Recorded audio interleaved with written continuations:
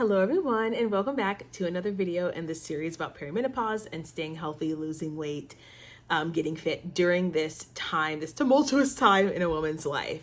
Last video I talked a little bit about what perimenopause was, and I also gave you guys some lifestyle tips. I have more lifestyle tips in my Panic and Perimenopause packet that you guys can purchase. It is down in the description box below, so not everything that I said in this video is in there. There's a little bit more for you guys. But today I want to talk about 3 supplements. There are 6 supplements in the packet that I talk about, but 3 supplements that you can take to support yourself during perimenopause. A couple of these that are in the packet you need to talk to your doctor about, and I'm serious about that because some of these things are hormones and you need to make sure that everything is functioning and aligning properly. I am not a doctor. I don't know your specific needs.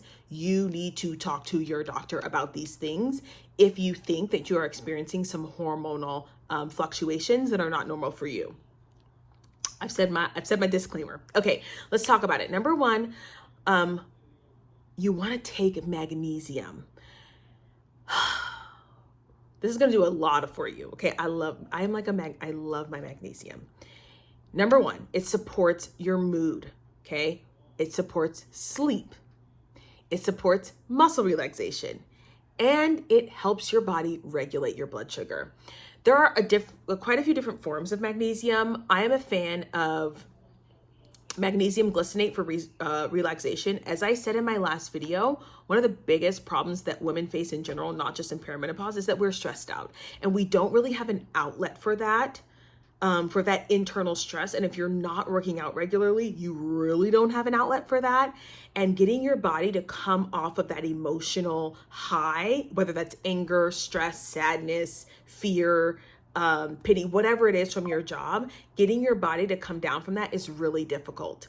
And so I take magnesium glycinate at night. Sorry guys,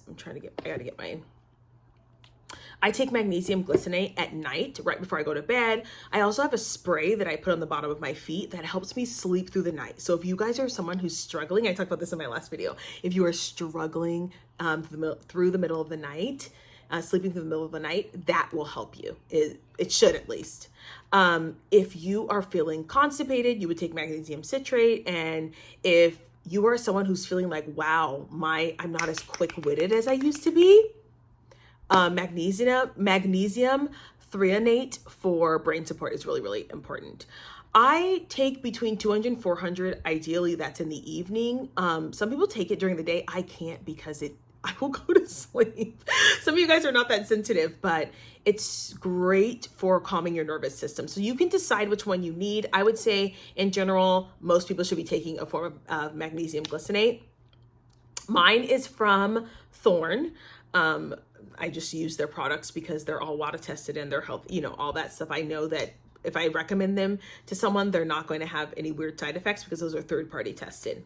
Okay, number 2 is B vitamins. Now, I know that people can do vitamin B injections, which is really cool, but B vitamins are essential for energy production. So if you're feeling lethargic because your hormones are kind of fluctuating and you have these low energy levels, B vitamins will help.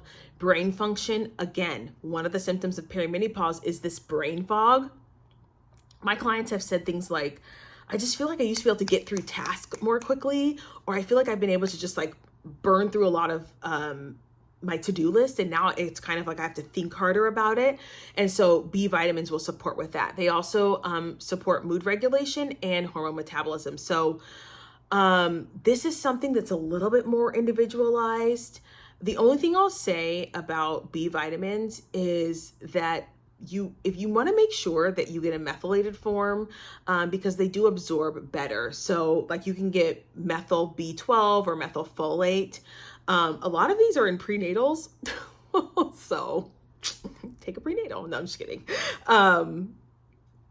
But you can use vitamin B as well.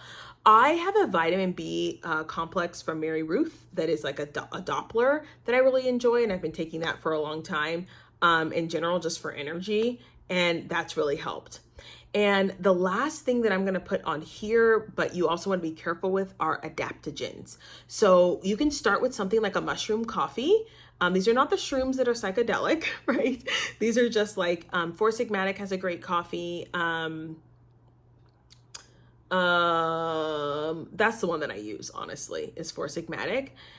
Adaptogens are simply herbs that support the body's stress response system. So, and their adrenal function. So I'll do a mushroom coffee with ashwagandha, or a mushroom coffee with rhodiola, or a mushroom coffee with maca.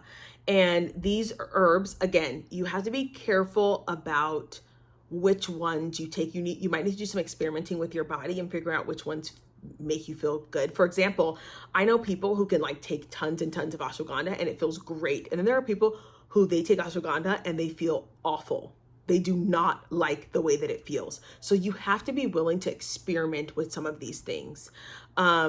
Some are energizing, some are calming. So for example, ashwagandha is great for calming. It's good for anxiety and good for sleep. So I will take, if I'm doing just the powder, then I'll do that at night with my magnesium.